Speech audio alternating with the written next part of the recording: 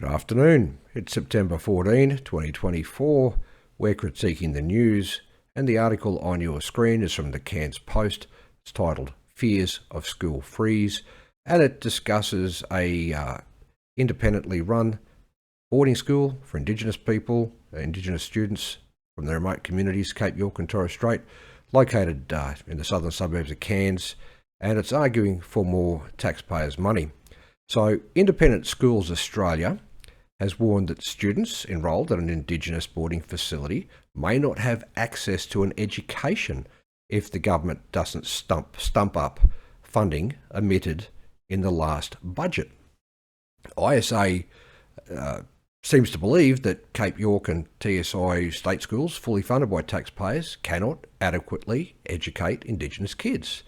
They're saying that unless governments redistribute additional taxpayers' money to them, remote Indigenous kids will miss out on an education that is equivalent to kids of other races in state schools in bigger towns.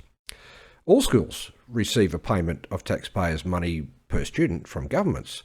Parents who choose boarding schools pay an additional amount that can be up to $80,000 per term when airfares, levies, uniforms and extracurricular activities are factored in.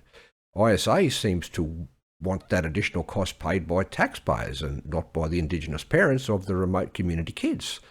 Now, the definition of racism is discrimination or prejudice based on race, and ISA wants to discriminate against parents of all other races by having the government fund boarding school fees for just one race. Government should treat all races exactly the same, and education funding should be paid directly to the parents as school vouchers to allow the parents to choose their children's schools or instead opt to homeschool. Government control over schools is steadily turning them into indoctrination camps, and they aren't producing the quality of education that they could 50 years ago with far less money in real terms.